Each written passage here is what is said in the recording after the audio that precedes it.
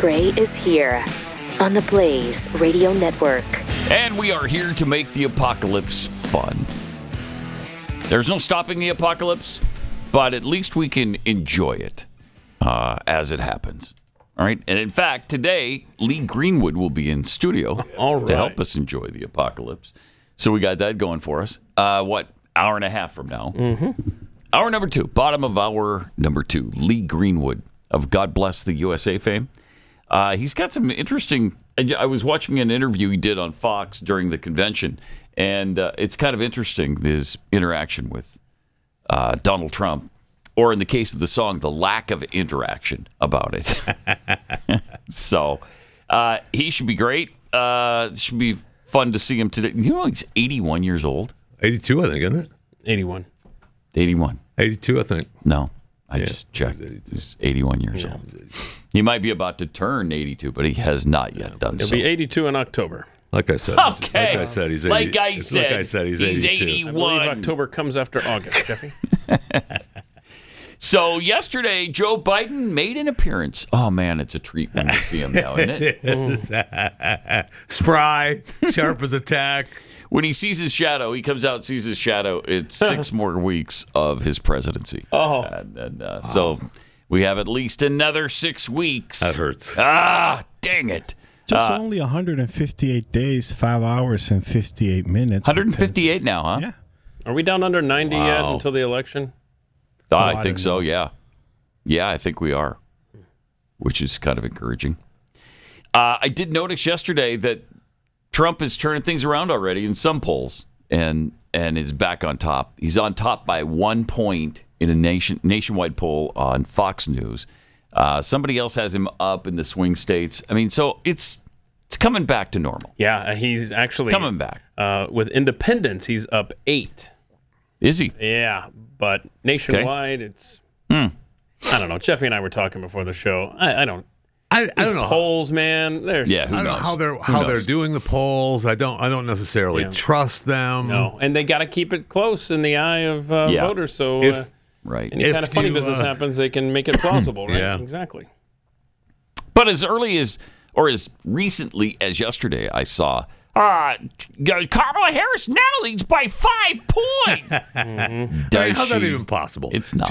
I don't think she's starting to tick off her own press because she won't speak. It's been 25 days, 26 days. Yep. I mean, she's done nothing. It's that's impossible. Like, I don't believe it. I just saw a funny headline again from Babylon Bee. It's amazing how consistent they are. But it was Tim Walz announces that he's rejoining the National Guard and has asked to be deployed to Iraq after spending 2 weeks with Kamala Harris. That's awesome. It's so good. Anyway, Joe made an appearance yesterday, and of course, chaos followed, as it usually does with him. This would be cut. Do we normally start at clip 1? Cut 1. Yes. Yeah. Yes. Shh. I'm not going to answer your question. I'm talking to them first, okay? The audience first, okay? Yes, sir. Thank you so much. Thank you, Press. Thank you, President. Thank you, Press. Thank you all. Has the U.S. beat inflation, Mr. President? Yes. I told you we're going to have a soft landing. We're going to have a soft landing. My policies are working. Start writing that way, okay? No. Start writing that way, okay? Mr. President, how about you don't tell us what to write? Reached out to a U.S. ambassador about Burisma. Thank you, Press. We're going this way. Thank you so much. So he has a different handler ushering people out. Now it's a dude. Thank you, Press. Remember we're used to the whiny chick. She's working with Kamala. Probably. So he gets the opportunity to talk to the press. Yeah. He can't handle one question, and then they just usher everyone out. Then we're just done. Thank you, Mr. President. The worst. Meanwhile, Kamala Harris wants Joe Biden's job, and even CNN is getting tired of her ducking the press. I mean, it affects them, Would it right? kill you guys to have a press conference? Why hasn't she had a press conference? Jim Acosta, wow, coming in hot. Listen, the Vice President and Governor Walz have been busy crisscrossing this country since the launch of this campaign and adding Governor Walz to the ticket. You saw the ways in which they went across the battleground states last week, This is their answer, generating rallies of thousands. Yeah, it was the same one from the chick yesterday. 10,000 there. But Michael, you know, a campaign rally is not a press conference. That's great. Do you mind if I cut in? I mean, you know, a campaign rally is not a press conference. Thank you. Why hasn't she had a press conference? She's the vice president. She can handle the questions. Why not do it? Yeah. Good question. We absolutely are going to do it. You hear her take questions. But why haven't you by now? She said last week, we're going to be having a sit-down interview here before the end of the month. What she's going to be focused on and what this campaign is going to be focused on is communicating directly with the voters that are actually going to decide the pathway to 270 electoral votes. Interesting. Can you commit to a press conference? Actually, she said they were working on. That's why we're doing a bus tour in Pennsylvania as we head Run to that Chicago. clock out. And it's why we'll sit down for an interview before the end of the month to make sure that we can have a deep dive conversation about the vision that Kamala Harris has for where she wants to take this country and the contrast that we're going to have with Donald Trump. We're going to have plenty of opportunities to do that throughout the Michael, rest of but one interview by the end of the month. This month and throughout the rest of the campaign. I don't want to belabor this, but one interview before the end of the month. I mean, that's not a lot. I mean, can you commit to a press conference before the end of the month? No. We will commit to directly engage with the voters that are actually going to decide this election. And that is going to be complete with rallies, with sit-down interviews, with press conferences, Acosta's with done all the with digital this. assets that we have at our disposal. Nice. Okay, play just the beginning where he's already pissed to start the interview. Listen to this. Would it kill you guys to have a press conference? Why hasn't she had a press conference? That's so great. And he's such a douchebag. I know. Even he is done with this nonsense from the Harris campaign. Well, I mean, it's amazing that there hasn't been any. It is. She could set. And they act like it's the most normal thing in the world. Well, we'll have one. Yeah, when? She could set the tone for any interview. Questions, answers, editorial content belongs to them. Yeah. Any of it. It could have been done forever, and yet she's scared to do it. What is the common thread that we've constantly talked about with this press is that they will cover for you. Democrats, you have friends until you piss them off over the press, but when you affect their ability to do their job or make it even look like they're doing their job, that's when they take it personally and come after you. And it's going to be fascinating to watch this. That's still a couple weeks left in this month. Good luck. Right, and her answer wasn't necessarily that she was going to do an interview by the end of the month. No, they were going to set up an interview by the end of the month. Yeah. It's August 15th now. There's still a little over 2 weeks left in this month, and I'll bet she doesn't. If she does one at all, it won't be till the very end of it. They're putting this off as long as they possibly can. It's incredible too, because she could just. I mean, the whole thing could be set up so perfect for her. I don't understand why it isn't happening. I mean, that's sucks. how. Yeah, well, she's awful. Yeah, she's terrible, and she knows she is, and she can't go to anything. You know, I heard someone say, "Well, why doesn't he just go on The View?" She can't do that. The View's too comfortable. She'll end up cackling and being. She'll be the Kamala that they don't want her to be on The View. Well, it's really telling that they haven't even done that. That they can't even go to the friendlies. Yeah. And, get a bunch of softball questions and hit them out of the park. It's been what? Is it 26 days now? How many days? It's 25 or 26. Oh, let's see. It was 13. Now I've lost count. It's been so long. Yeah. I mean, it was the 13 is for 21. Okay, so Sunday the 21st, 2, 3. We're pushing 4 weeks come Sunday. I mean, it's been long enough that I'm starting to consider the significance of the passage of time. To me. Has it been that long? Yeah, that's how long it's been. That I'm considering the significance of the passage of time. Wow. Because when you stop and consider the significance of the passage of time, you start to realize that time has passed. And it's significant. Talking about the significance of the passage of time. Right.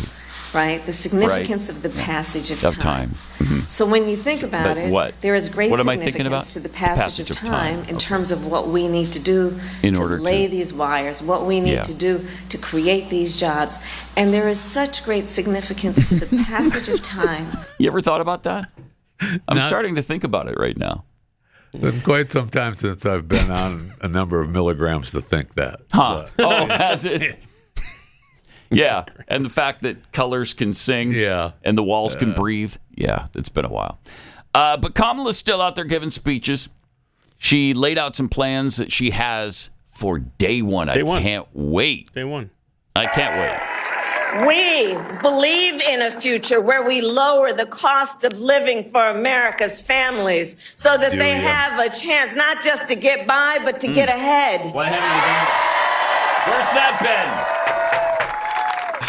been? Because while our economy is doing well by many measures, prices for everyday things like groceries are still too high. Huh. You know it and I know it. Yeah, we do. You know, when I was Attorney General, I went after price-fixing schemes. Oh, good. And when I am president, it will be a day one priority to fight to bring down prices. Day one. Price-fixing schemes. Right. Well, it's those evil corporations. And then be her plan on day one to bring down prices. Yeah. She's got to wait till her day one. She's turning into MAGA. It's big grocery. It's Kamala MAGA. Big grocery is the problem in this country. And she's going to fight against it. She was a prosecutor in California. I don't know if you're aware of this. Yeah, she used to be a prosecutor in California, and she focused on price fixing back then. So day one, she gets right on back into that. I can't wait. Can't wait till she takes on big grocery. Hasn't she already passed day one, though? Well, she's been in office like 3.5 years ago? Yeah. Mm-hmm. Yeah. Yeah. That's the inconvenient truth that we're just going to ignore right now. Yeah, don't talk about that. Meanwhile, Donald Trump's running mate, J.D. Vance, was on the campaign trail yesterday, too. Now, I was listening to Kamala Harris give a rally recently because she doesn't talk to the media. She just talks behind a teleprompter. Yep. We're going to take some questions from the media after this, as a matter of fact. But she said she's going to tackle the affordability crisis affecting American families on day one. Uh-huh. Yeah, she did. Think about that. Kamala, day one was January of 2021. Thank you.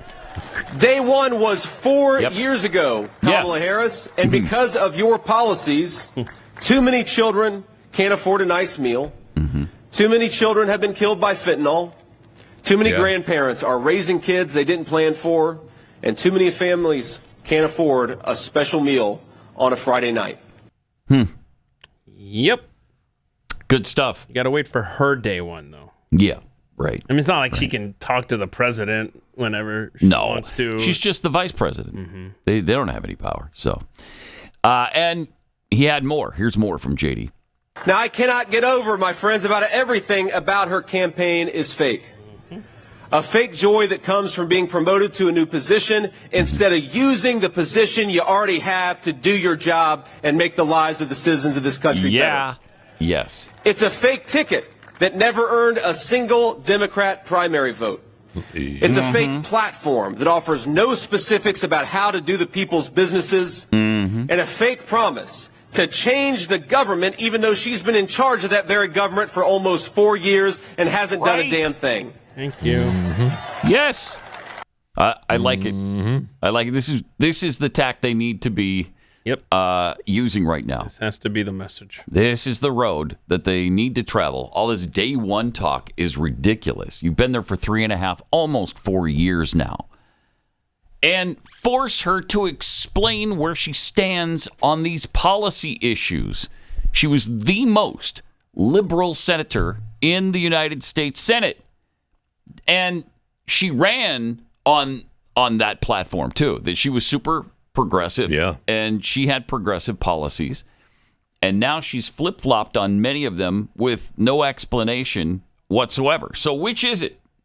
Are you in favor of gun bans? Are you going to raise income taxes on everybody? Are you going to continue to drive prices through the roof? Although they're not doing that. That's not them. That's big grocery. That's correct. That's big grocery. Big grocery. Never mistake that for the Biden-Harris administration. And Pat, I would like to ask you, where did you get that she's the most liberal? Because if you remember, she said she's not the most liberal. Play clip 24. You're very different in the policies that you've supported in the past. You're considered the most liberal United States senator. Somebody said that, and it actually was Mike Pence on the debate stage. But Well, actually, the nonpartisan GovTrack has rated you as the most liberal senator. That's great. You supported the Green New Deal. You supported Medicare for all. Do you still? Do you still? Somebody said that. There was a survey of 1,200 Democrats and independent Biden voters. So these are all people who voted for Joe Biden and the Kamala Harris ticket. And it talks about her liberal policies. Harris would consider allowing death row inmates to vote. Remember that policy, Stan? Only 14% of Democrats who voted for her are aware of that. 86% of people are unaware. 19% of people, these are her Democratic voters, are aware of the fact that she supported the elimination of private health insurance. The fact that she promoted a fund to bail out violent protesters during the 2020 riots. That was highly publicized. Yeah, how many know that? 22%. God. Wow. Harris supported abolishing ICE. 23%. Harris was named the most liberal senator in the U.S. Senate. Only 25% of people even know that. 1/4 of all Americans. Well, not even all Americans. Yeah. The Democrats who voted for her don't know that. Harris said it should not be considered a crime to enter the U.S. illegally. Only 26% know that. She co-sponsored the Green New Deal. 27% awareness. 28% are aware that Harris never visited a conflict zone on the border as border czar. So I don't understand your point. I haven't been to Europe either. That's a good point. Yeah, that's a great point. Doofus. Harris supported cutting funding for police. Only 29% of people know that. And she supported reparations payments to atone for slavery in the U.S. 29% awareness. I mean, people just don't know who she is. When they find out, and that's why it's going to be Trump, Vance's job to alert the American people to who this person is. And I think when they find out, then the polls will reflect. I hope so. A little damage to her campaign. I hope so, too. I hope so. I hope we're not so gone that it doesn't matter anymore. I mean, I realize that J.D. Vance is weird. Yeah, right. Well, that's a huge obstacle to overcome. Did you see where one of his, they released some of his old Halloween where he dressed in drag? Yeah. Photos. Oh, yeah. I mean, come on now. I know. They're really trying to. But it doesn't say it was Halloween. They try to make it sound like he's dressed in drag, and you have to read further. And so I guess that was okay. Yeah. I mean, I thought that was okay. I did too. Well, I thought it was actually desirable. Yeah. The only thing missing was the blackface. Right. All right. Let me take a minute and tell you about Lassie Health. You know, inflation is hitting us hard. We've been talking about that for a long time now. You go to the store and suddenly the grocery item costs double what it was, or even triple sometimes of what it used to be. It's insane. Americans are struggling. Healthcare costs are out of control. And we all know the government isn't the solution. So what is? There's Lassie Health.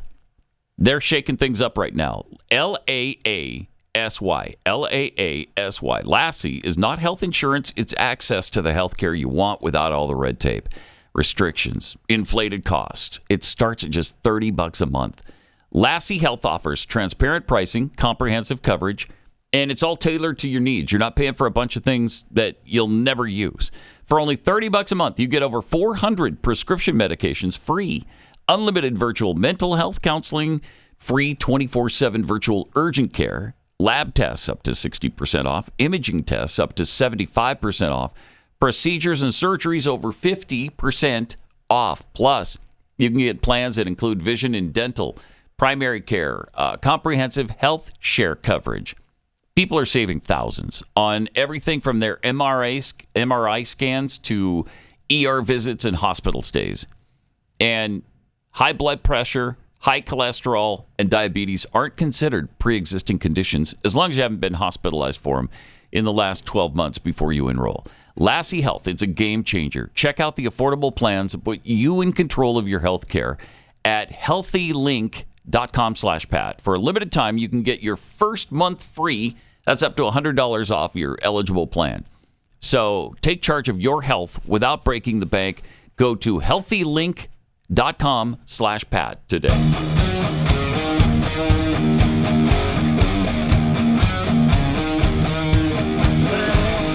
This is Pat Gray Unleashed. So unlike Kamala Harris, J.D. Vance is actually taking questions. In fact, he seeks it out. Mm-hmm. They were talking about how weird he is for doing that. Well, he actually went up to the reporters on the tarmac the other day. So weird. Well, yeah, compared to Kamala Harris, who would avoid them like the plague. He should do that every place. Just follow her around. I'm sure he will. Absolutely.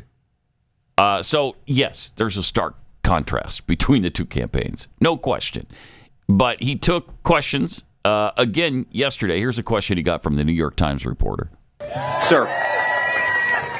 The New York Times, I wanted to ask you about the latest economic news from this morning with inflation now being under 3%, the lowest rate since mid-2021. What is your sort of reaction to that news? Jeez.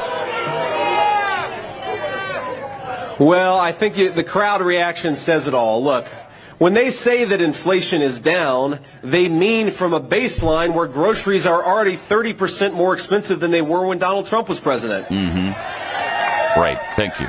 And they're not saying it's coming down. They're just saying it's not going up as fast as it was 3 years ago. That is not a reputation or a record to brag on. That's a record to be ashamed of. Why did it take them so long to get inflation to where it is? And why are prices so high? It's because Kamala Harris failed to do her job. So if they want to go around, and this is, it's funny. Yep. Kamala Harris, on the one hand, will say, on day one, we're going to tackle the affordability crisis. And like I said earlier, Kamala Harris has been the vice president for 3.5 years. And I think, ladies and gentlemen, she's in effect been the acting president because we all know Joe Biden isn't home. So she's been the one controlling government policy for 3.5 years. She says she wants to tackle the affordability crisis on day one. And then on the other hand, she'll say, oh, we've already got inflation under control. Well, which is it, Kamala? Right. Which is it? The simple truth is America's credit card debt is getting higher. Americans are finding the basic necessities and middle-class life less affordable. Yep. Americans are becoming, especially young people, are becoming paupers in their own country. Yep. If we don't do better, our young generation, they're not going to own anything. They're not going to have anything. They're going to be renters in the country that their parents and grandparents built. Inflation is a disaster. Kamala Harris does not have a leg to stand on. Thank you. Boom. Stay on Take message. that New York Times reporter. Yes. Yeah. Stay on message. Are you going to print that? Yeah. New York Times reporter? No, he's not. No, he's not. I mean, he's that's gonna the perfect answer. And then J.D. Vance gave me some weird answer I didn't even understand. Yeah, no. And then I told him, hey, why don't you get back into your drag outfit, J.D.? You're so weirdo. Burned. Yeah, he shut that guy down. That's awesome. And that's what you got to do. Well, that's what you have to do. We've said this for the last year. That's the message. The economy, stick to it, and immigration.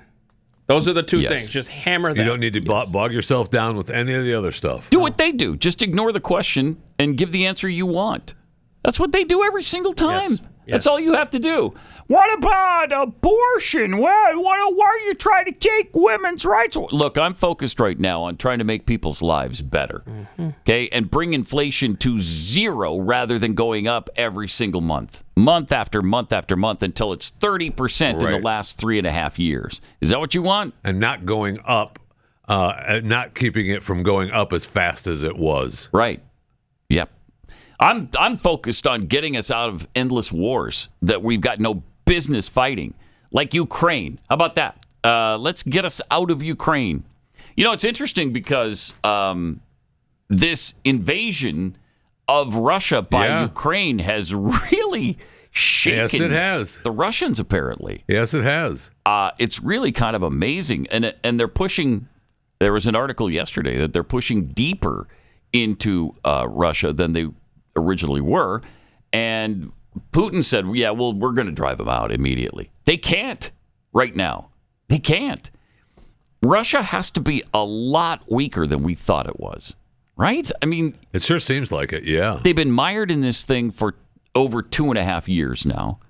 And now in Russia has been invaded, and the Russians can't expel them? No, I'm happy to say that, I'm happy to see Ukraine using some of the money and arms and weapons that we've sent over there, the billions of dollars, being, actually doing something rather than deepening their bank accounts. And supposedly they really pounded them with missiles and drones over the weekend. And so, I mean, they're making it. This could bring them to the table and get Vladimir Putin serious about agreeing to a peace treaty between the two countries.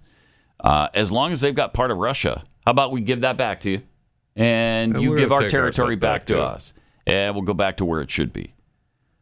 It's going to be difficult to get Putin. I mean, Trump says he's going to do it maybe even before he takes office. Yeah. So we'll see. He said after the election, right? We'll see. Also, last night in New York City, Democrat bigwigs like Eric Adams and Governor Kathy Hochul were gathered at a restaurant for a pro-Kamala Harris rally. Boy, doesn't that sound like fun? Oh, man, that'd be a dream come true, wouldn't it? It sure would. Dream come true. It sure would. Eating a plant-based diet. Adams right. at a Kamala rally. I would love it. Oh, my gosh. And about 50 anti-Israel protesters showed up to crash the party.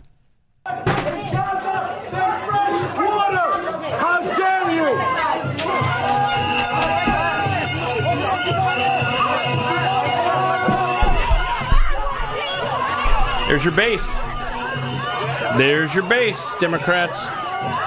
And isn't that what Maxine Waters told them to do? Yep. Yes. Make them uncomfortable. Yes. When you see them in a restaurant or a gasoline station. There you go. That's your base. Enjoy there it is. There it is. Did you guys see the video that Eric Swalwell put out about Trump? Eric no. Swalwell? No. Yeah. No. Go for it, Joe.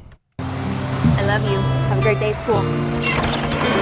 Dictator on day one. There will have to be some form of punishment for women. Roe vs. Wade was terminated. Fire, fury, bloodbath. Now get in. You know what, honey? I'm going to drive you today. Besides, can convicted felons even drive school buses?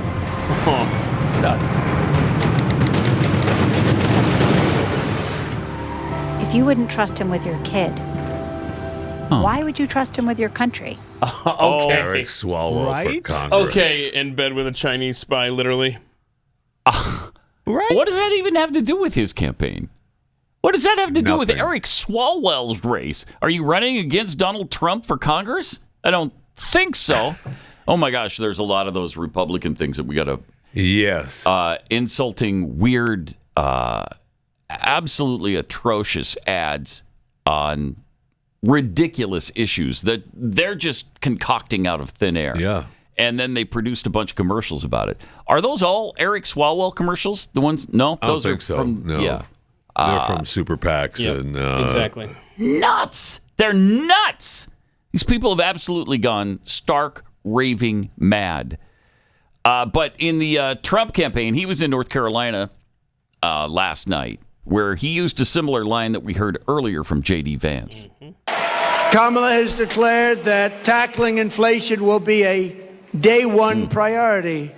Think of it for her, but day one for Kamala was 3.5 years ago. Yes. Right, there you Why go. hasn't she done it? Stay on message. That's perfect. Yes.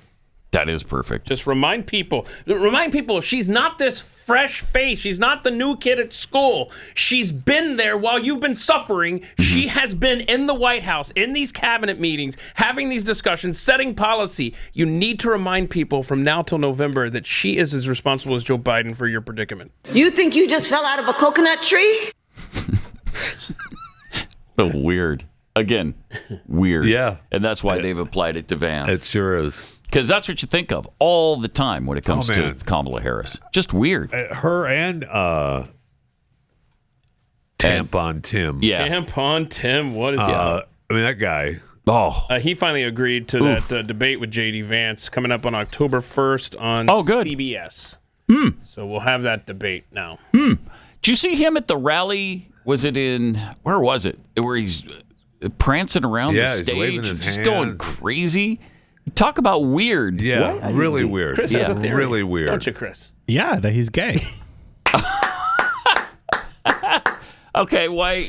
But I mean, not that there's. Well, he's given us. There's nothing wrong with that. Kind of sounds like you think there is. Nothing wrong with that. But he's so gay. why are you alleging that? Why would you make that? The way he walks, the way his wrist, the way he's just too flamboyant. He does some effeminate qualities, perhaps. He's not quite as masculine as one and who would think. handshakes their wife? Yeah, that's when you're congratulating each other. It's weird. That was weird. Yeah. 888-900-3393. Speaking of weird, we got Jeffy coming up just around the corner with the Fat Five. Pat Gray Unleashed.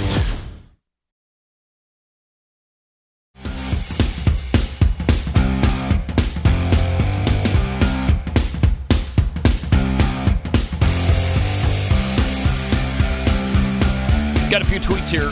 Call it like I see it. Tweets, why do Republicans sweat the polls? They have a large lead in voters. Yeah, in some places, not at all. Boy, these NGOs are working overtime getting these illegals on the polls. So yeah, apparently they're becoming citizens at a record pace. Yeah. Well, but call it like voters. I see it. Says if they show up to vote, they win. Yeah, but if our Republicans show up to vote. It's cute that a lot of people believe that still. Yeah, it is cute. Right? It's adorable. It is. It's fun. Got to clean up these voter rolls. You have to. My gosh, I hate thinking that at all. I do too. I really do. I mean, we have to believe that our system is still intact, right? We have to. I know. That's what I mean. That's good. You got jokes.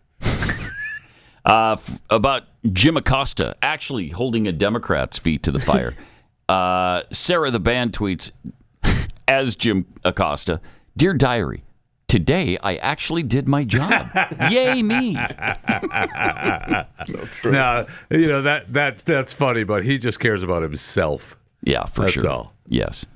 Flensborg B, that's why Trump chose Vance as his attack dog, and he's good at it.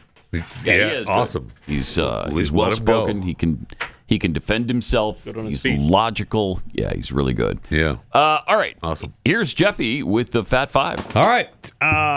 Ford and Mazda have issued do not drive warnings covering more than 457,000 vehicles that contain the recalled Takata airbags.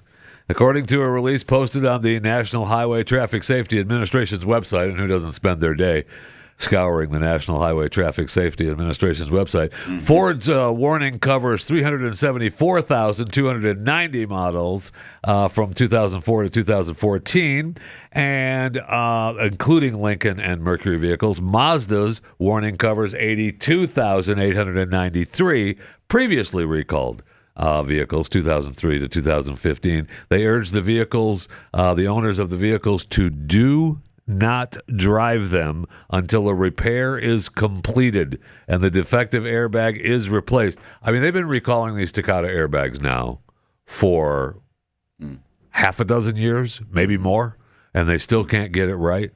According to the NHTSA, 27 people in the U.S. have been killed by the defective Takata airbag. Where do they go off when they're not supposed to? Is that what happens? They go off when they're not supposed to, and when you're in an accident, they go off and the shards hit you as well. Ooh, yeah, wow. Not good. 27 people have died from that? And 400 people have been injured by them going off. Wow. So, I mean, don't drive your car. Mm-hmm. Oh, man. And don't drive. How are you supposed to get it repaired? Are they going to come and tow it for me? I doubt it. That's interesting. I doubt it. I doubt it. They're going to tell you not to drive it until, well, okay, you can come in to get it repaired now. Mm-hmm. Drive it to us. Be careful. Wouldn't that be ironic if you died on the way to get it repaired? I mean, and it could definitely happen. And this is really what let's be honest. This is what the car companies are worried about now. People are dying and getting hurt, and they're costing them millions of dollars. So it's like, hey, well, just don't drive. Don't drive them so we can get them fixed. So practical, right? Yes. The iconic sandstone double arch rock formation above Lake Powell in southern Utah is a beautiful, I mean, it's been there for, 190 million years. It's a light-colored rock from the Navajo sandstone.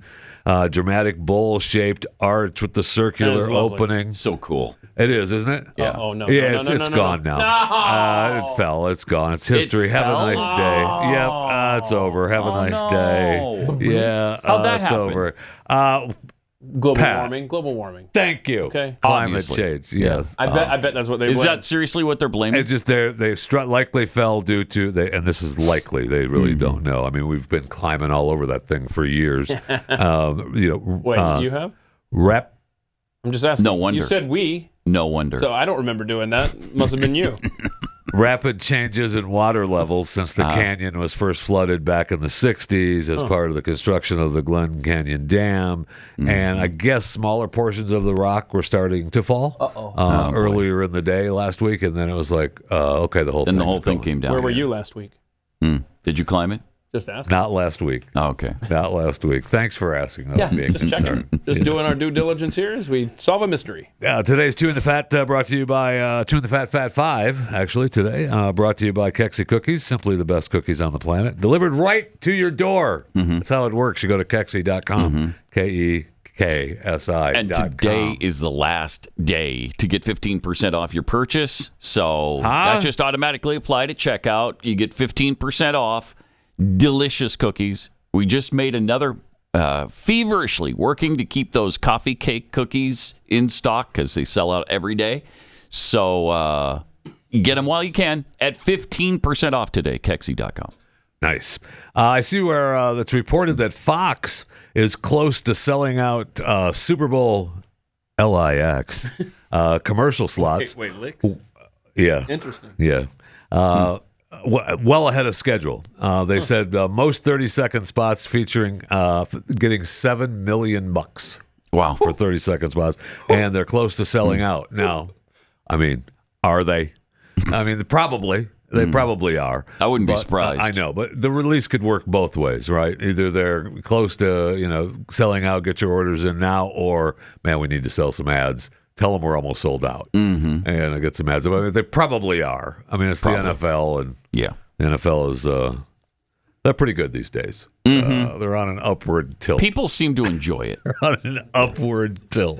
Speaking of the NFL, Will Levis, the second-year quarterback for the Tennessee Titans, who vaulted into the national consciousness with his affinity for putting mayonnaise in his coffee, has taken his love of the condiment to new levels. Last year's Levis signed an endorsement deal with Hellmann's Mayonnaise. I remember talking about that. They provided him with a lifetime supply of mayonnaise. Well, Levis and Hellmann's, just announced their next joint venture, a fragrance.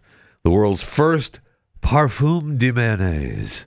According to the press release, Will Levis, number 8, was crafted to harness the tantalizing scent of the world's most alluring condiment. No, that'd be ketchup. Now, thank you, Heinz ketchup. The headline of this story is what really got me. Will Levis mayonnaise cologne shows we have strayed from God's light. That's so funny. That's a great line. Yeah, it is. Not quite sure how that's true, but okay. What exactly might it smell like, you ask? Mayonnaise, right? Well, smells like mayonnaise. It's according to the press release, Pat. Yeah. It's bold, savory notes of tart lemon. Oh, okay. Mayonnaise accord. Parsley, musk, creamy vanilla with coffee undertones. No, thank you. Well, you know what? I'll just let Will and Hellmann's tell you what it is. Oh, okay.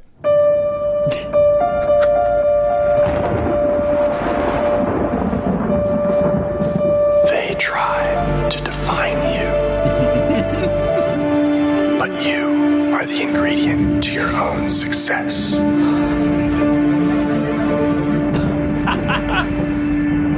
Nasty. Eggy. Smell like greatness. Will Levis, number 8. It's funny. Will Levis. The mayonnaise. I mean, that leads you to believe that it's not serious, but it is, right? They're actually doing the mayonnaise perfume. WillLevis8.com. It's funny. Has them for sale, $8 a bottle. I looked moments ago. They're sold out. Are they really? But that said that they're going to be restocked this morning at 10 a.m. So WillLevis8.com if you want to get your parfum mayonnaise. That's brilliant that they did the eternity style ad for mayonnaise perfume. That's awesome. I mean, funny novelty I'm not item. a huge fan of mayonnaise to begin with. Yeah, but I'm not. That's good stuff. Well, come on now. You want to smell like it, though, right? At all times? Yes, Yeah. I do. Yes, Okay. I do. What am I thinking? Who doesn't? That's been a dream. Who doesn't? Who doesn't? Sort of rub Hellman's mayonnaise all over. Oh, wait, that's something else. Never mind. Please subscribe to my daily show, Chewing the Fat. Available wherever you get your podcasts. Rate and review where possible, Chewing the Fat with Jeff Fisher. Speaking of the National Football League, in today's Fat Five, Sportico released a franchise valuations for the top NFL teams. And at number one, the Dallas Cowboys. Wow. The Dallas Cowboys. This particular chart has the top three blurred out, and I'm not quite sure why, but the Dallas Cowboys are number one at $10.32 billion. Wait, are we supposed to Remember guess? last in September? Yeah, probably. Last September, they were valued at $9 billion. Now they're $10.32 billion. Yes. It's the first franchise ever to go over $10 billion, That's right? correct. I think, and that includes soccer franchises in Europe? Is that true? Not positive about that. Because this is just the NFL. This is just the NFL teams. Right. Number two is the Los Angeles Rams at $7.79 billion. Oh, okay. I'm sorry. Oh, L.A. Rams? And number three is? Probably I have no idea. Patriots, wait. Let's see. Who's on that one? Oh, the Packers on there? Okay. No? They're not going to be that high, right? It's going to be has to be the... I don't know. New York Football Giants. I was going to say New York, but I was going to go Jets. 7.65. The Jets billion. aren't worth anything, right? Yeah, because then you have this. They're worth $1.35. Maybe. Maybe you could get $1.35 for them. Yeah. You know what? I'll take $1.20. Wait, the Jets were today. 6 on there, weren't yes. they? Wow. Yeah, 6.8. Well, yeah, because it's New York. Dolphins are 6.76. Eagles 6.75. I mean, 32 NFL franchises collectively are worth $190 billion, including team-related businesses and stadiums real estate that they held by own and all owners. that. One of my favorite headlines, a little story when they were talking about this, was the Dallas Cowboys may not have made the Super Bowl in 28 years, but it's hard to argue with the investment. Jerry Jones, he bought the NFL team in 1989 for $150 million. And now it's worth $10 billion. Pretty good ROI there. Yeah. If you shaved $52 million off the valuation for every one of the 48 points the team gave up to the Green Bay Packers in their playoff shellacking last year, they'd still be the most valuable franchise in the NFL. That's great. That is so good. Really funny. Did you see that Jim Harbaugh offered a coaching job to Colin Kaepernick? Yep. Oh, see, he likes Colin, though, because they were at San Francisco. Terrible. Yeah, they were together there. Yeah. And he's thinking about it. Come on now. He's thinking about it. I guess he offered him clear back, like he said, very early in the year. So this was January, February. And he's been thinking about it ever since. He's not going to do it. He's not going to coach. He doesn't want to coach. There's no highlight there. Him walking I don't think he wants to play either. I don't think he so knows either. better He doesn't than need the money. I don't think he wants to work. He doesn't need the money. No way. Right. He doesn't need the money. He wants to whine. Yes. That's what he wants to do. That just because he was the worst quarterback in the NFL, they got rid of him. Right. Okay. Right. But of course, he makes it out to be race. But he had one decent year. He did. And that's it. He did. That's he was okay in college. I remember. Yeah, he was good in college. I think he played against Elvis when he was at Nevada for one game. If I remember right. I mean, Missouri kicked their butt, but because he played at Nevada. Yeah. University of Nevada. Yeah. So used to be Nevada Reno. But he beautiful stadium right there with. Is it? Yeah, it's gorgeous actually. Never been to Reno. Really nice. Okay. But I kind of like the girls there. Is it? No. Oh, okay. No, but I shot a man there just to watch him die. Whoa. Should write a song about that. I don't think it'd work. Oh, would it work? Shot. I don't know. Start writing it. I don't know. That's Fat Five for today. Right, now beautiful. We can keep going. I mean, we can talk about a couple things that aren't really chewing 6. the fat. Then, well, we had to change the name block of it the out. segment. But I see where this is going to come as a big surprise to you. Two quick little headlines here. Hamas said it won't take part in the Gaza ceasefire negotiations. Correct, yeah. That were scheduled for today. Wait, I thought they desired a ceasefire so badly because civilians are dying. Too. So But they're not going to take part because Israel will not commit to sticking to the plan outlined by President Joe Biden. Okay. Which was whatever. Give up everything back to Israel. Give it. Make sure that Hamas has everything and Israel has nothing. I don't know. Genocide Joe is taking the side of The Palestinians? I know. Huh. Weird. I know. And I see where the Colombia president got the resigned she finally. stepped down, yeah. Finally. And she said the resignation was effective immediately. And she's going to be taking a job with the Britain's foreign secretary to lead a review of the government's approach to international development.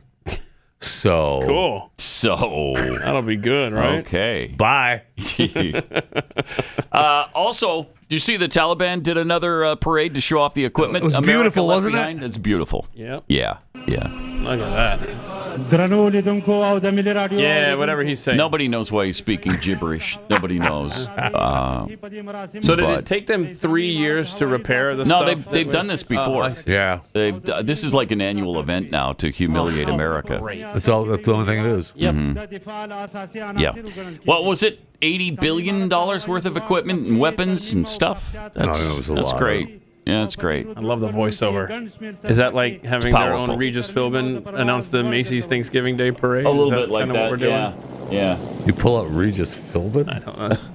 That's pretty interesting. That was a deep cut mention. Deep cut mention. Yeah, that's good. I mean, look at these trucks, yo. I don't know, what would he say? Oh, by the way, those those tan ones that you see in the front, those are the ones that I flip. I wonder if one of those are the ones that I flip in Afghanistan. Oh, yeah, you're talented. Mm-hmm. Good job. Nice. You should have made sure the gate was up. It was, and then I flipped it after the gate. No, okay. All right. Whatever. It's reminiscent of this guy, though. You know, Pull every last one of your soldiers, except you can understand spies, what he's saying. Security advisors, trainers, attachés, and so on. hairdressers. Out of every Muslim land from Afghanistan to Zanzibar. Should so much as one single American soldier or spy remain on Islamic soil, it shall be considered sufficient justification better than Regis for Philbin. us to continue our Islamic defensive jihad against your nation and people. That's right. All right. Don't make me come over there and give you such a hit, because I'll give you a slap like you've never been slapped. Ever. So, put that in your pipe and smoke it, okay? All y'all's hairdressers and interior decorators and stuff. From Afghanistan to Zanzibar. When I pointed out at one point that he's actually, that's how he pronounces Afghanistan. Yeah. Who was it on the show that didn't realize he was talking about? Was it Stu? It might have been Stu. That didn't realize. It was the same Keith. thing. It was Keith. Oh. Yeah. Afghanistan? You didn't know it was Afghanistan? Wow. What's that now? What are we talking about? What? Well, he's just talking about the Regis Philbin voiceover. Yeah. Right. Take the heat off Which me. is so powerful. Put it back on me. 888-900-3393. More coming up. Oh, and Lee Greenwood, about 45 minutes.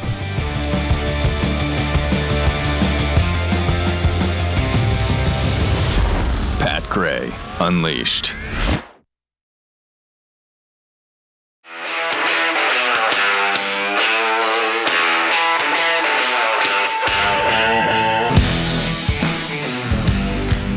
Pat Gray is here on the Blaze Radio Network. Great to have you with us. Thanks for joining us. 888-900-3393. Lee Greenwood was going to join us at 7:30, but he got here early, so we're going to put him on early. Welcome, Lee. Thanks for coming Imagine in. that, early. Yeah, he's up and at him. We're good to go. So you've got something going on in the Dallas-Fort Worth area today, right? Yeah, we're doing media today and meeting with our folks at Patriot Mobile. Oh, man. I love Patriot Mobile. They're awesome. They really are awesome. Good friend Craig Goldman from Fort Worth, who's a congressman who I will have lunch with and get to talk to. He's a great guy. This is the 40th anniversary of the release of God Bless the USA, huh? Which is a song that's been a hit how many times? Pretty incredible. Like pretty much every time we've gone to war, that kind of comes back on the air. Yeah, not to be humorous about it, but that's what kind of the people said in Nashville. Is it six times? Is that right? I think at least 5. Yeah. That and of course the crisis made that resurgence. Yeah. Yeah, the crisis always brings to forefront when people start thinking about patriotism and what we should do to protect America. Yeah. And there's always a song or two. And God Bless America, America the Beautiful. Of course, the national anthem is played more. But for 40 years, God Bless the USA has been played every time. Yeah. But it's been played anyway. I mean, but the war just I remember right after the attack on America, I went to New York 3 times. Mary Juliana asked me to come there, and I sang the Fireman's Memorial, which was the 300 firemen that were killed in the Trade Towers when it went down. Right. And then the police, and that was Yankee Stadium, and Governor Pataki and President Clinton was there, all of the cleric and so forth. And Bette Midler sang Wind Beneath My Wings, Mark Anthony sang America the Beautiful, and I sang USA. Then right after that, Bernard Kerik, who was the police commissioner during the attack on America, became my very good friend. He said, I want you to come and sing for the police memorial. That was at Carnegie Hall. And then I went back again to Yankee Stadium and sang the 4th game of the World Series. That was the one I think everybody saw. And after we went back to New York several times after that, and my wife wanted to uplift New York with her credit card, did a really good job. But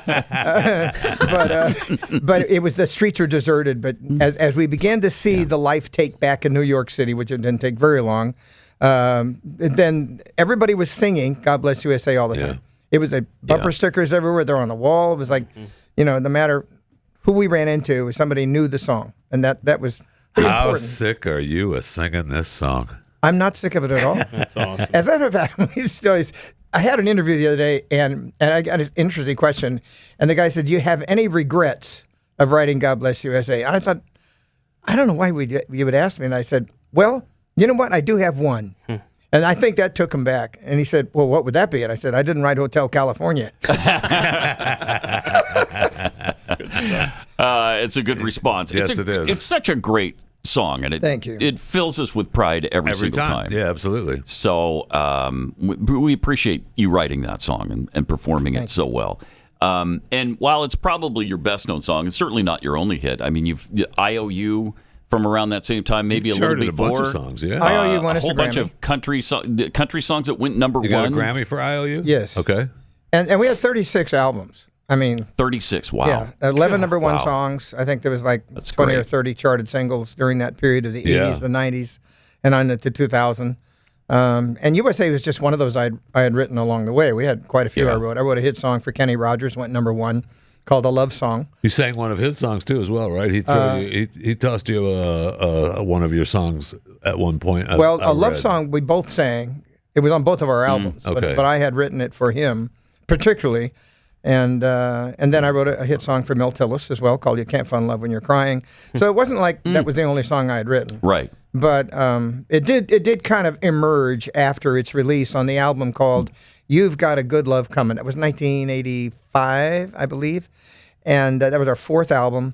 And then MCA just said, I think we want that to be the single. And I was like, well, that's kind of odd because that's not what we prepared. Mm-hmm. We had $25,000 in a video already from that we'd filmed in London, and so I was kind of taken aback when they wanted to release my own written song, which is the only one I'd written on that album. Yeah, but that's what they wanted, and lo and behold, they were right. You had a really cool honor recently introducing Donald Trump at the Republican convention.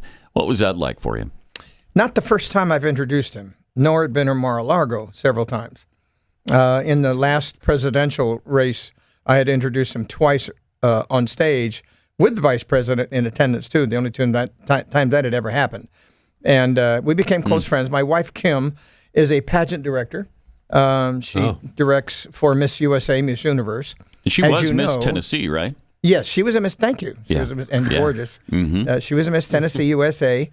And when we got married, she decided to take the pageant in Tennessee. And now we have Georgia and Mississippi as well. Oh. And in the recent pageant in Los Angeles, we were just there for Miss USA. Yeah. Our teen girl from Mississippi won the national crown for Miss Teen USA. So that's kind of nice. She does a great business. So having said that, she knew Donald Trump before I did. So she worked for him for 21 years while he owned Miss Universe. Oh, wow. So our association had grown through the years, of course. And then on his last presidency and his campaign, I worked with him quite a bit. So when we were asked to come to the RNC anyway, we were going to be there on, I think it was Tuesday, And we got after the shooting attempt on Saturday night, we got the call Sunday night to come to the convention in Milwaukee early. And they didn't really tell us what it was about, but I kind of figured that they needed me there as his ally. Mm-hmm. And so, sure enough, then it came on Monday morning, and they said, you're going to actually introduce the president when he walks in the building.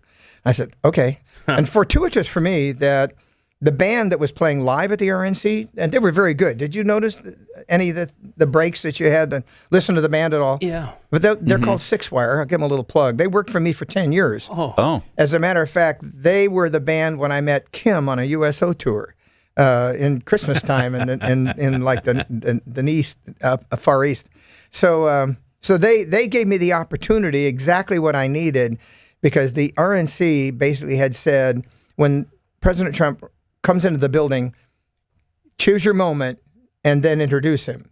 But if you're playing to a track is 3 minutes and whatever seconds, there's no options to extend a track. It is not possible. Right. And so the band gave me the opportunity. They played me my song for so long. They knew it very well.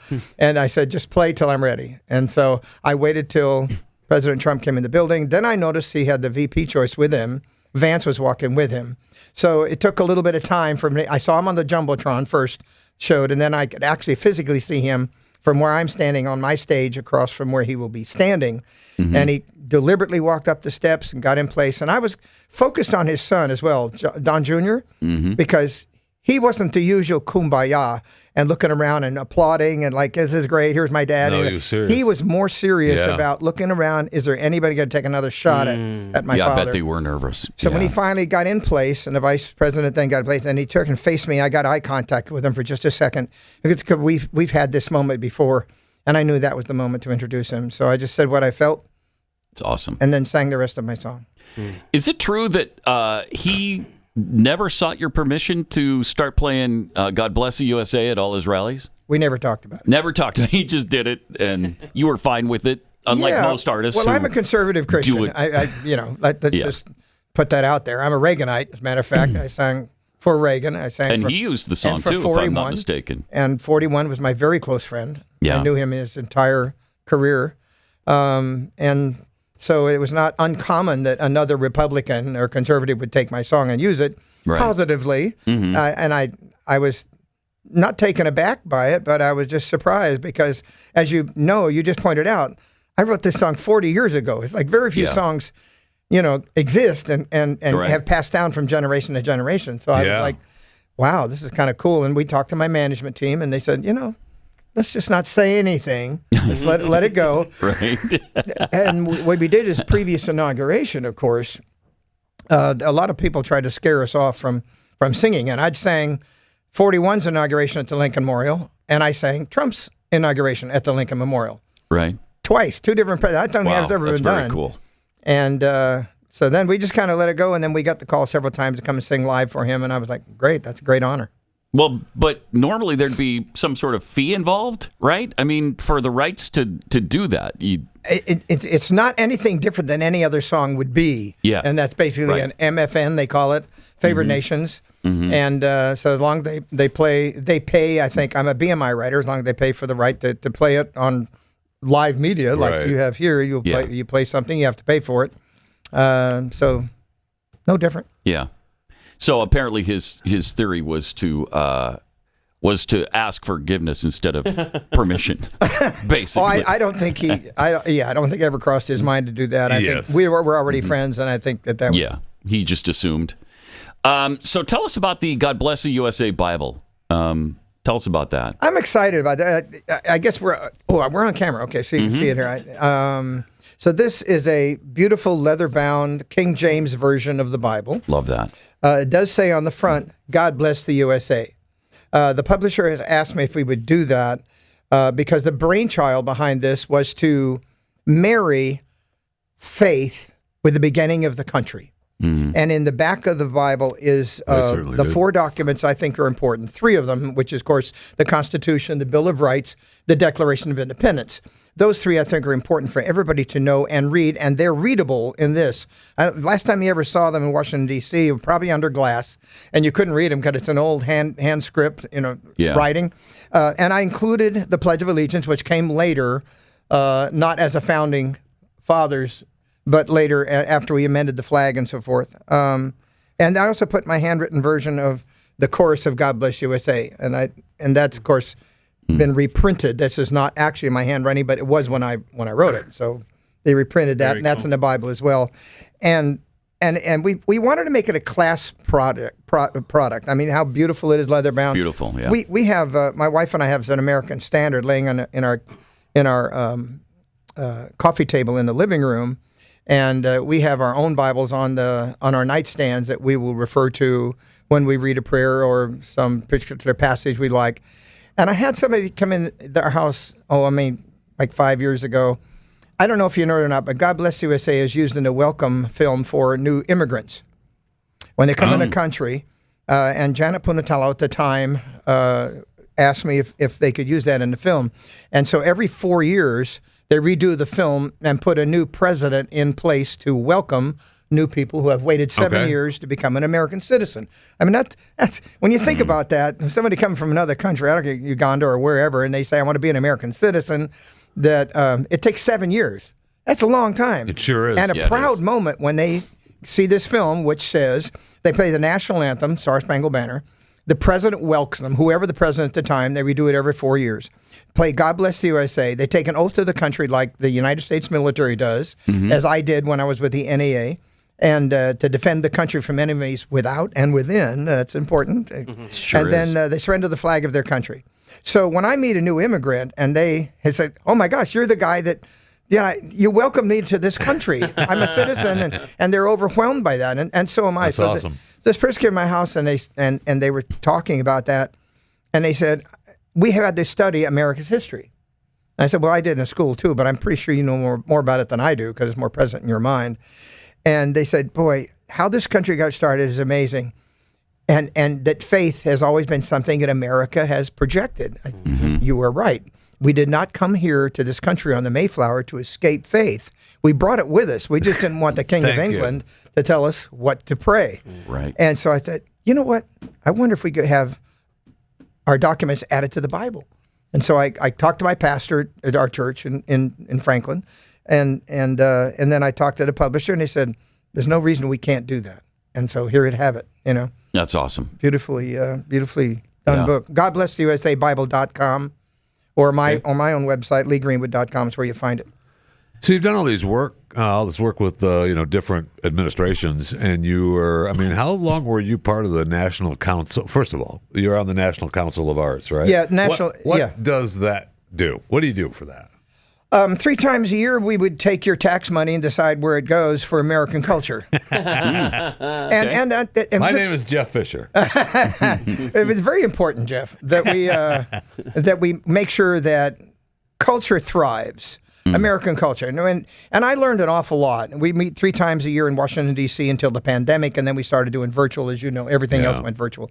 But whatever the budget is allowed by Congress, that we would have these organizations vetted. And some are constant, like the New York Ballet, the San Francisco Symphony. I mean, there are things that are always given a grant by the NEA to continue to exist. They need an oboe player. They need a timpani player. There's a little bump in their grant. But people can apply for a grant to the NEA, National Endowment of the Arts. And I was a member of that for 14 years. I was a 6-year appointment by 43. But nobody replaced me for 14 years. Yeah. So I worked for 3 different administrations on both sides of the aisle. And this guy kicked you to the curb. Until, old Biden decided I should go. And so I was, all right. Interesting, to note that, speaking of old Biden, he's 81 years old. You guys are the same age. Yes, we are. But you would never guess that. Nope. That's for sure. I mean, you have not slowed down, man. You are constantly on the move. That's for sure. Well, I've been blessed. I'm grateful for what God has given me as a gift of health. I'm an athlete. I was an all-star baseball player, and then I played basketball I didn't know that. 25 years, and then I went to racquetball and played that for another 20 years. Awesome. Apparently it worked. Yeah. I don't know. Sometimes, if you look at professional athletes, sometimes it weirdly wears them out early. I don't know that wears this out. but it certainly takes a toll on your body. And as an amateur athlete, I've had some work on my knees and my back, but I'm still good. I'm good to go. So no plans to retire anytime soon? No. The fact, that I recognize that because both my sons are grown now, and I will give a little shout out to my son Parker, who was Chancellor Scholar at TCU.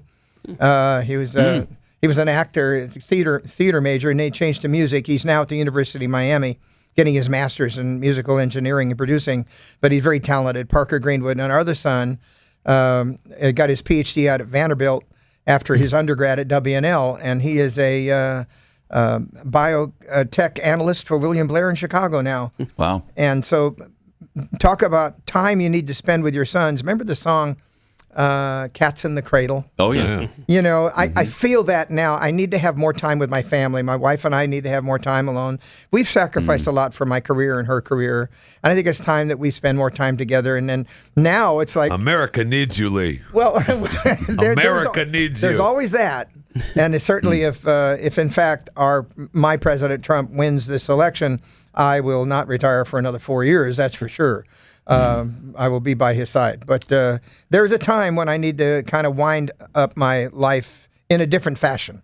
And my wife, Kim, and I talked about that a lot, and that's about spending more time together and then going and visiting our children like normal people do, and not wait for grandchildren to come and you go, I'm here, I wish I could have been with them, and I wasn't. I'm working. Like, you've heard that story so many times about a father that missed time with his children. As my father did, I didn't know him until I was in my late teens because of his service in the Navy and the Merchant Marine. So it's what it is. Yeah. Well, we appreciate your time, and I know you got to get across town. So let me just ask you one more thing, though. Since it's been 40 years since the song came out, have you been astounded at the changes in America? I would guess that you get some serious pushback on the song in social media and elsewhere. Do you find that there's an anti-American side to our culture right now?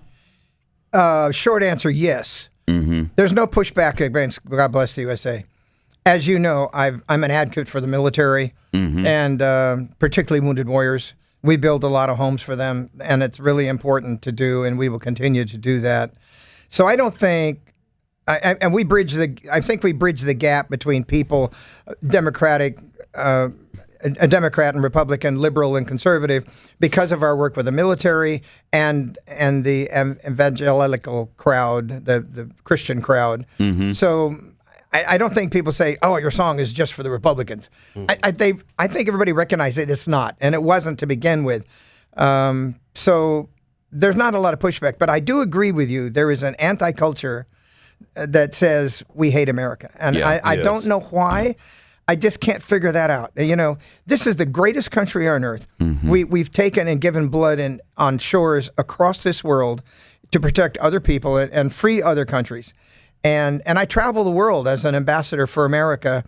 And we stay out of, those places that could be really dangerous. But people know who we are when we travel, and we don't project anything but positiveness and a good ambassador for the United States. And that's what everybody on the planet wants the same thing, really. They want a nice life for their family. It's up here in the politics that it gets all confused, and I just hate that. Well, we're letting an awful lot of people into this country not seeing a video with Lee Greenwood singing "God Bless the USA" on it when they cross the border. And they're missing some red, white, and blue spirit. Yeah. It was great to have you. LeeGreenwood.com. Anywhere else they should go to? Well, God Bless the USA Bible.com if you want to pick this particular thing up. We have other things, of course. We have a discography that is very thick and long. So if you'd like to hear some of our music, it's now available on Spotify and Alexa and all those things that you find in your house. The record companies finally wised up. They can make money from all of my records instead of just letting them go away. And so I'm proud of that. So LeeGreenwood.com is the best place. Thanks. Appreciate you coming in. Hey, guys, I love you. Greenwood. Thanks. Thank you. All right. Let me tell you about the best-selling thunderstorm, the air purifier, the Eden Pure Thunderstorm air purifier with proven Oxy technology that quickly eliminates any kind of viruses, odors, mold, mildew, all of that kind of stuff. It's got thousands of 5-star reviews for good reason.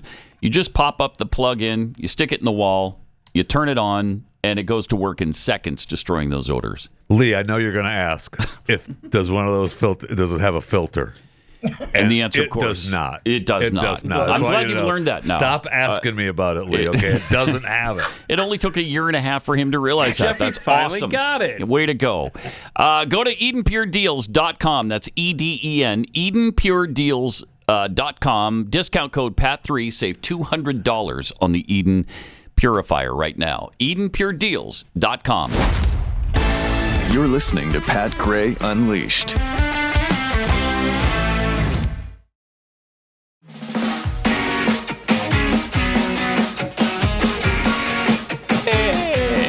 Welcome to it. What a good guy Lee Greenwood is. Definitely. Get it back in here. I can't believe we had Lee Greenwood. I didn't even have him sing. What am I doing? Yeah, What's going on? I need to have Usually artists won't sing this early in the morning, but their vocals have to warm up the vocal cords, a little bit. Seemed pretty cognizant. Yeah, he did. Oh my gosh. Can you believe he and Biden are the same age? Not at all. They're night and day. I mean, unbelievable difference. I wasn't even thinking about that until you said that, and I was like, holy cow, that's right. Yeah. He probably doesn't remember, but this isn't the first time we met. We met at the Rally for America, which you played at for 21 years. I almost said something to him about it, too. I did, too, but I didn't want to waste time. He only had a few minutes here. All right, we got some tweets. Paco D tweets, airbag warning. Is that what happens when Kamala is about to speak? Yeah. Lowbird 10, recalling vehicles thing. There should be a recall on the POTUS. This one is defective, and the VP isn't any good either. No doubt. Do not drive. 2 lemons. 2 lemons. Celebrate my wrath. Mayonnaise perfume. Too early for this level of nausea. I'm trying to drink my coffee without mayonnaise. Right. Weird psyop plant. Mayo perfume is another proof the 21st century is stupid. Okay, fair. From Tom Karnak. Can you spray Will Levis number 8 perfume on bread in a pinch? Also, we have this from Zach Casey Anderson. When I was in Navy boot camp in San Diego in '91, we sang "God Bless the USA" every Sunday at chapel. Oh, there you go. Coming up, we've got some despicable Democrat ads. You got to see to believe. Really, I mean, amazing. Coming up in just a few minutes.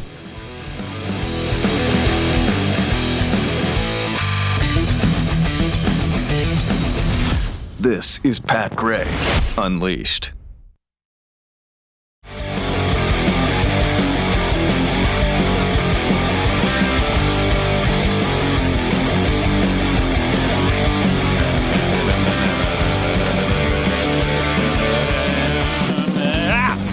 Welcome.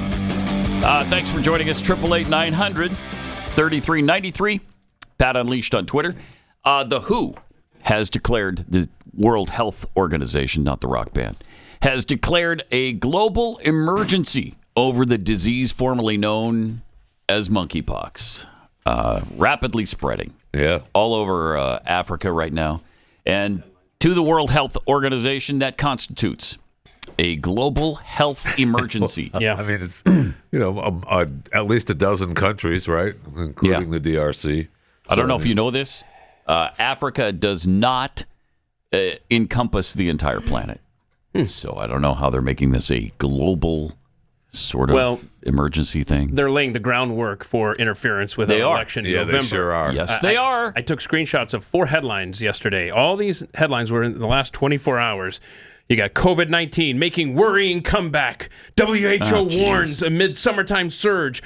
And then you got WHO declares Mpox outbreak, like you just said, a global health emergency. Then bird flu on the rise, preparations underway to prevent another possible pandemic. And then whooping cough is spreading nationwide. Here's what to know. Wow. They are laying the groundwork for whooping cough. For taking control. More we had the story yesterday about the guy that had ballots by COVID, mail, monkeypox, and HIV.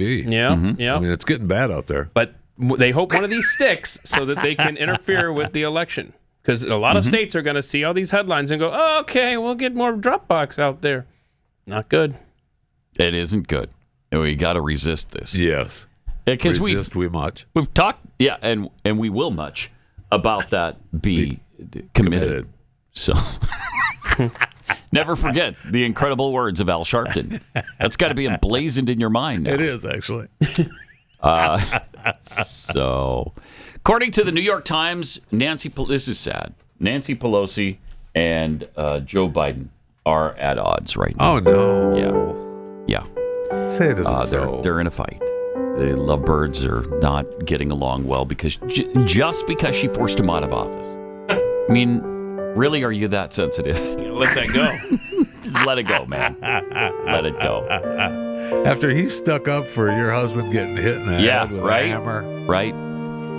Over, apparently, when Biden visited San Francisco as a freshly minted senator and single father back in the early 1970s, who was there? Nancy Pelosi. She actually lent him her Jeep to get around town.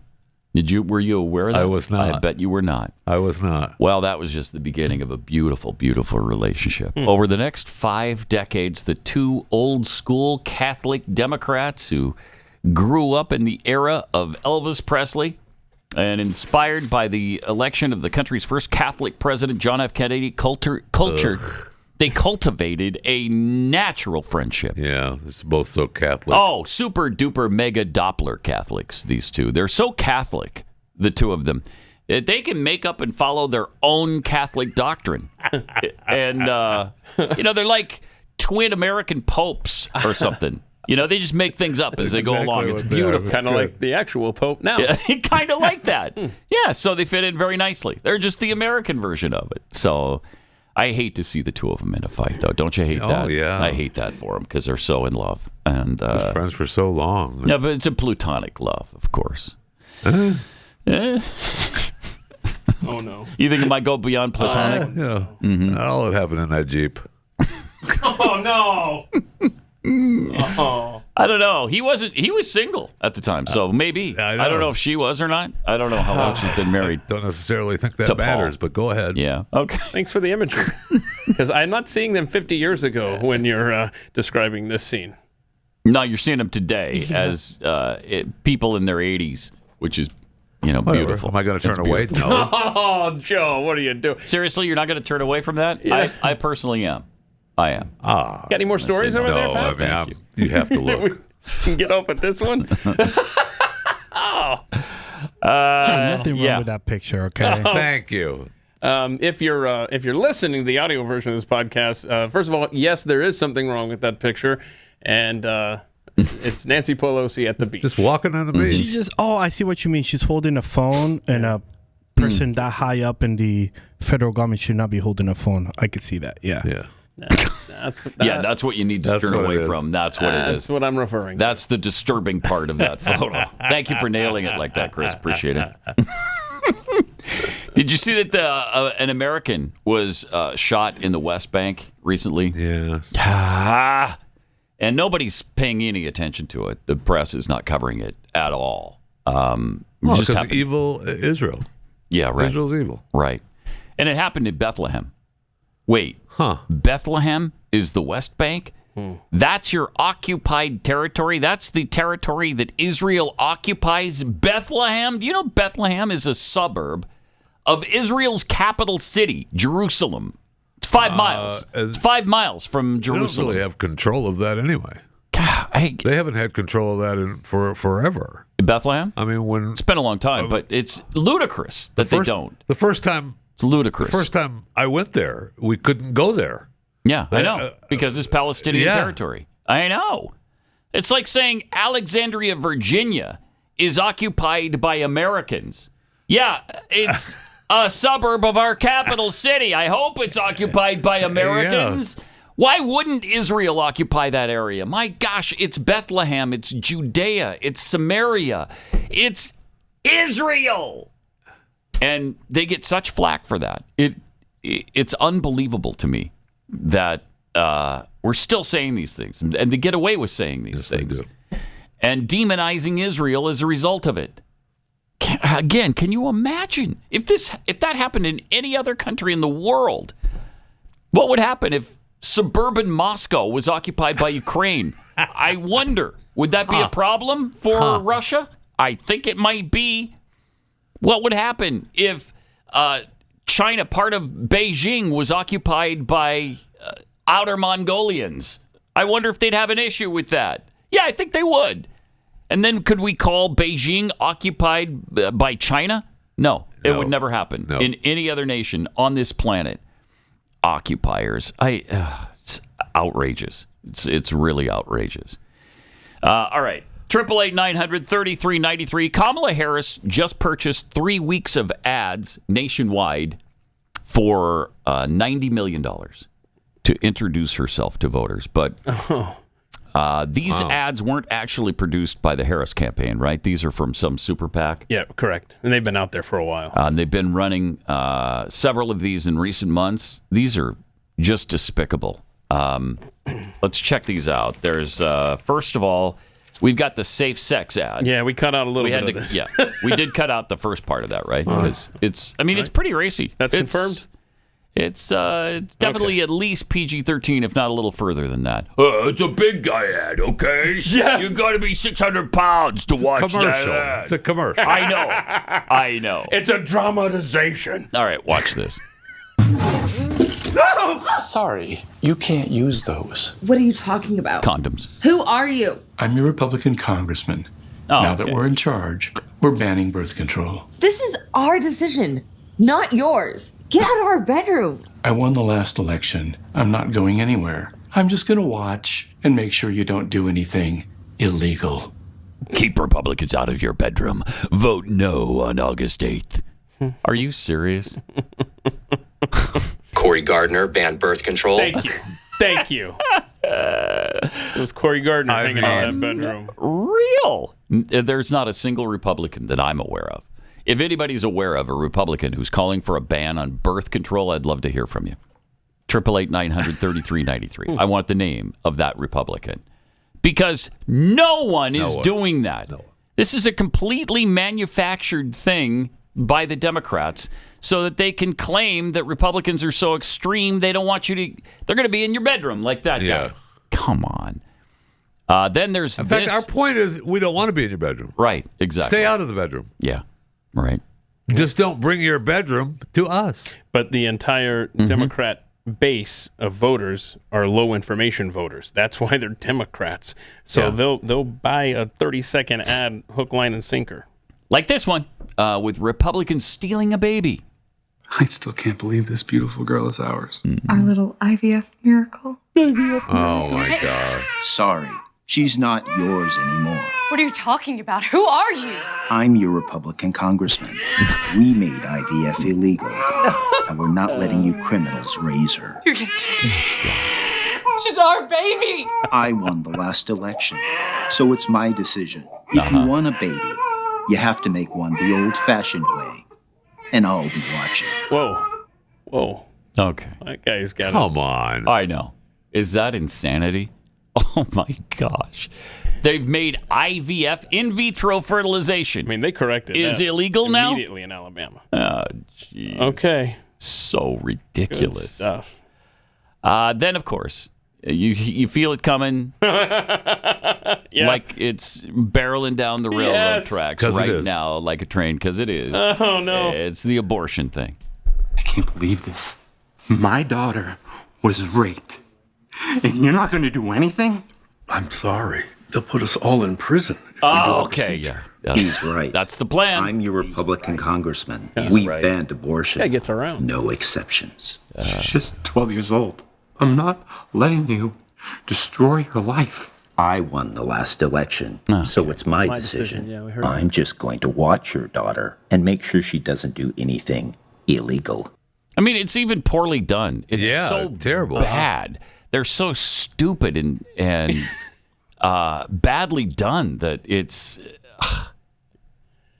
mind-numbing that they would even broadcast them. I'm sure it's been shared millions of times by liberals on social media. I'm sure it has. The fear-mongering here is just amazing. I'm your Republican congressman. We're going to put you all in prison. I won the last election, so it's my decision. You don't do anything? Cory Gardner banned birth control. Oh, that guy. Right? Yeah. Who's not even in office anymore, right? I don't think he's not even in Congress anymore. But he banned birth control before he left. So. And it hasn't changed since. Yeah. That's why there's no birth control that you can find anywhere at all. Not for any price. You might say, well, I'd pay $100 for a box of condoms. So? Nope, you can't. Sorry. There's none available. You don't have any. Life under Republicans, man. Yeah, they won the last election, so now they decide. Okay. Oh my gosh. Are those commercials saying that Trump won the last election? No, because they kept saying the Republican won. Feels like that. Yeah. So are they admitting that Trump won and they stole it? I'm going to say yes. Okay. That's what they're admitting. Spending way too much gray matter trying to figure this out, Chris. Just trying to make sense of the nonsensical. That's impossible. all. It's impossible to do. Yeah. It's interesting that while they banned all forms of abortion, you can't have one at any time for any reason anywhere. Interestingly enough, abortions are on the rise after the total ban on all forms. How did they perform? Weird. Over 1 million of them last year then. How has the percentage gone up again in the first quarter of this year? If you'd like to help women make the right choice, make the right decision in their lives, an ultrasound goes a long way toward doing that. And the people at Preborn, their ministry is about saving babies. And they show women the ultrasound that increases the chance the baby will be born alive by double. It doubles the chances the baby will be born alive because it shows the expectant mother that that's life. That's human life. So if you can give $28, that'd be greatly appreciated. If you can give $1, that would be awesome. Whatever you can afford, dial pound 250, say the keyword baby, or you can visit preborn.com/Pat. That's pound 250, keyword baby, or preborn.com/Pat.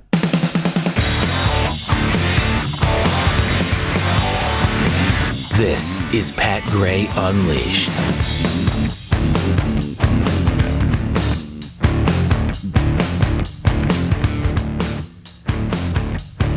All right. The Federal Appeals Court has just ruled. This is a little bit of good news. I think this was at one time going to be a Pat Gray geod. I don't know if we really focused on it much, but the geofencing, geofencing warrants, that's on there? Yeah, that's on there. Okay. Yep. Federal Appeals Court has ruled the geofence warrants are unconstitutional. Yep.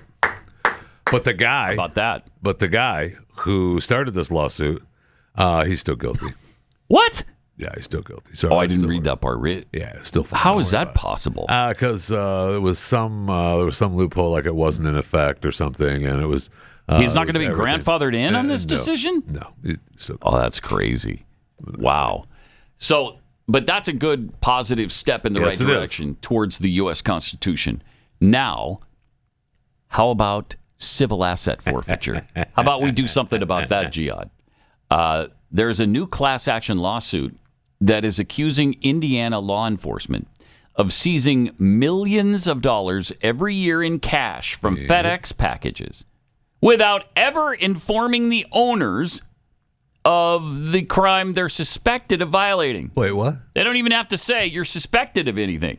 They don't do anything except I think they send dogs in to sniff out the packages. Oh, if they smell some kind of drugs on the money, yeah. Right. If they hit on the package, and it could be for any reason. Yeah, I don't know if this was around drugs or not.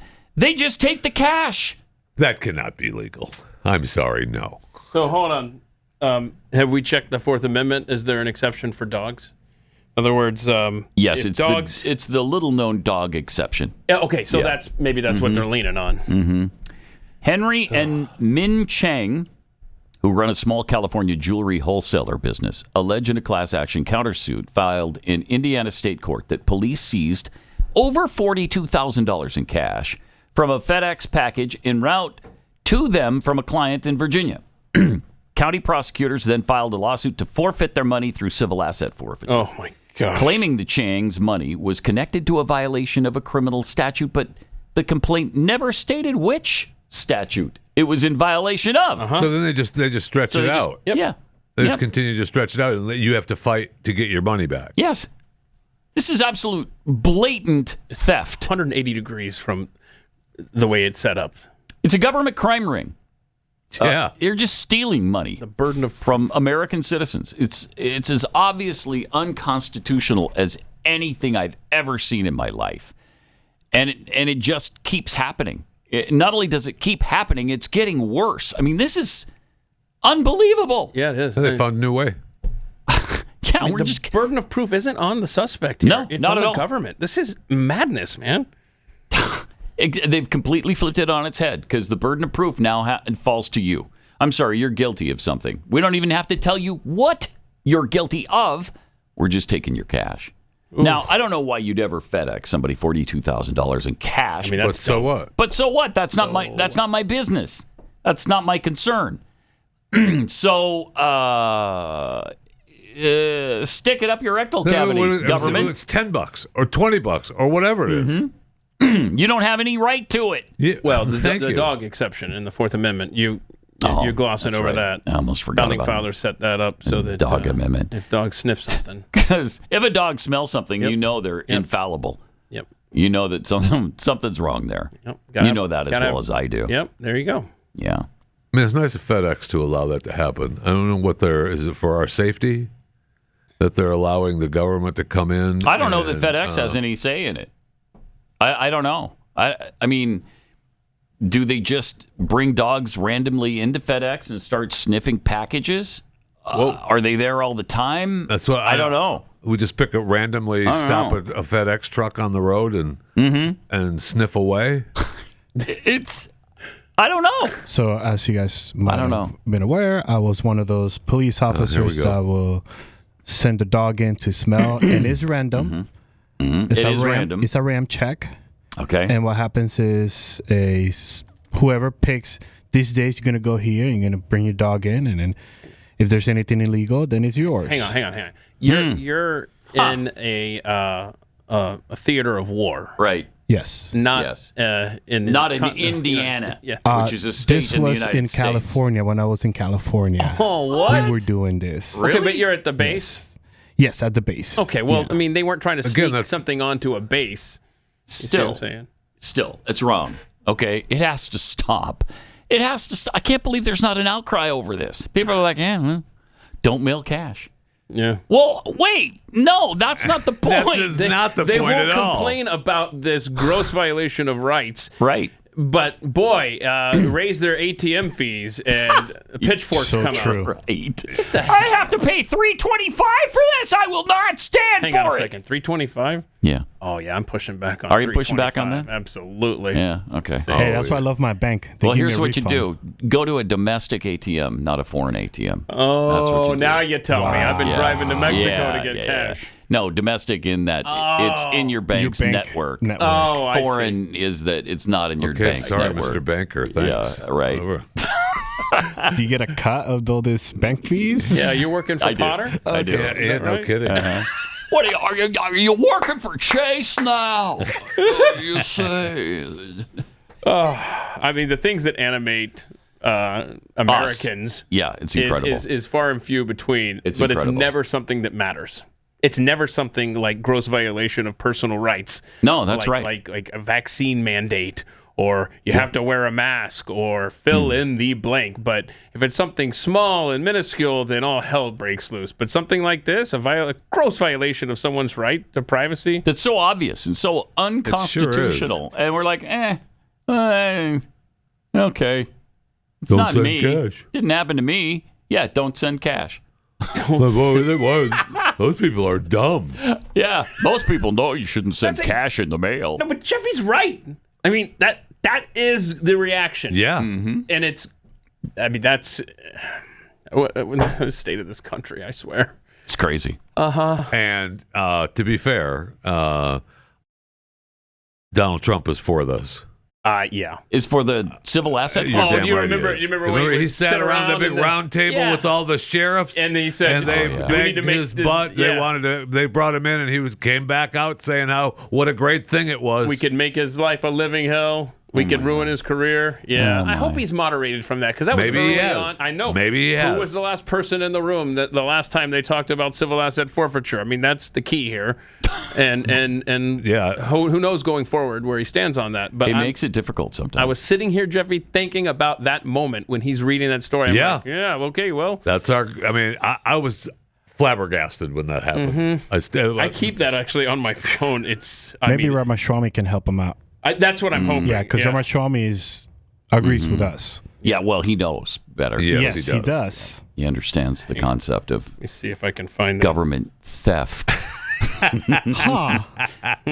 the Constitution being set on fire. But I agree with Trump just thinks he's helping the police. So that's possible. Exactly. He's helping the police, And also has to be with who's the last person to tell him. Yes, sir. On my asset forfeiture, we've got a state senator in Texas that was talking about introducing legislation to require conviction before we could receive that forfeiture money. And I told him that the cartel would build a monument to him in Mexico if he could get that legislation. Shut up. Oh my gosh. Will destroy his career. Wow. When was that? Was that this year? No. Okay, no. He was president. I think it was probably 2017. He was the president, Oh, okay. So it's been a while. Hopefully he's changed on that. Hopefully he's got better people around him I'd like now. to ask him about that. And he has said recently, in fact, he said it with Elon Musk. He said, look, I didn't have the best people around me. And now I understand Washington a lot more, and I've got better people around me. We're going to drain the swamp. I hope that is true. I want that to be true. I want to give him his chance to make that true. All right, well, Keith and Jeffy are going to handle overtime. I'm going to be filling in for Glenn today. We'll see you back here tomorrow. Finish off the week together.